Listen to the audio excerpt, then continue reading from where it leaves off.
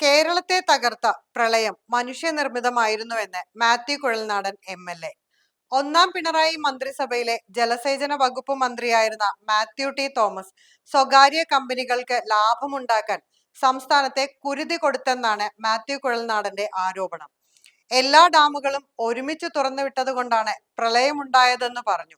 ഒരു ഗവൺമെന്റ് സംവിധാനത്തിന് എന്തെങ്കിലും ഒരു തെറ്റുപറ്റിയാൽ അല്ലെങ്കിൽ ഒരു കൈപ്പിഴ പറ്റിയാൽ അത് ക്ഷമിക്കാവുന്നതാണ്, അത് പറ്റിപ്പോയതല്ലേ എന്നതാണ് കേരളത്തിന്റെ പൊതുസമൂഹത്തിന്റെ മാനസികാവസ്ഥയും നിർഭാഗ്യവശാൽ നമ്മുടെ കോടതികളുടെ മാനസികാവസ്ഥയും എന്ന് മാത്യു കുഴൽനാടൻ പറയുന്നു.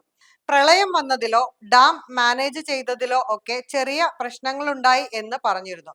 പക്ഷെ അത് എങ്ങനെ ആ പ്രശ്നമുണ്ടായി, എന്തുകൊണ്ട് ആ പ്രശ്നമുണ്ടായി എന്ന് പരിശോധിച്ചാൽ അത് കേരളത്തെ ഞെട്ടിക്കുന്ന യാഥാർത്ഥ്യമാകും. പിണറായി സർക്കാരിന്റെയും അധികാരത്തിലിരിക്കുന്നവരുടെയും കോടികളോടുള്ള അതിമോഹമാണ് നമ്മളെ ഈ നിലയിലെത്തിച്ച് തകർത്ത് തരിപ്പണമാക്കിയത്. താൻ ഇത് പറഞ്ഞാൽ ഒരുപക്ഷെ ആരും മുഖവിലക്കെടുക്കണമെന്നില്ല എന്നും പറഞ്ഞുകൊണ്ടാണ് കുഴൽനാടൻ തെളിവായി മന്ത്രി കെ കൃഷ്ണൻകുട്ടിയുടെ ശബ്ദരേഖ പുറത്തുവിട്ടത്.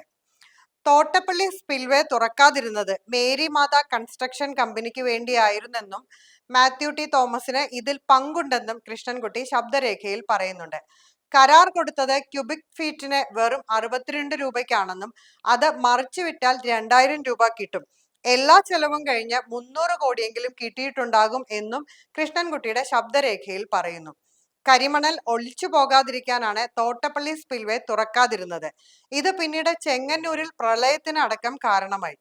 തോട്ടപ്പള്ളി സ്പിൽവേ തുറക്കാൻ എക്സിക്യൂട്ടീവ് എഞ്ചിനീയർ ആവശ്യപ്പെട്ടിട്ടും അനുമതി കൊടുത്തില്ല എന്നും ശബ്ദരേഖയിൽ കൃഷ്ണൻകുട്ടി പറയുന്നു. അവൻ അങ്ങനെ പുണ്യവാനൊന്നും ചമയേണ്ട എന്നും പറഞ്ഞുകൊണ്ടാണ് മണിയാർ പ്രോജക്റ്റിലും പറമ്പിക്കുളത്തും അഴിമതി നടന്നിട്ടുണ്ടെന്ന് കൃഷ്ണൻകുട്ടിയുടെ ശബ്ദരേഖ തുടരുന്നത്.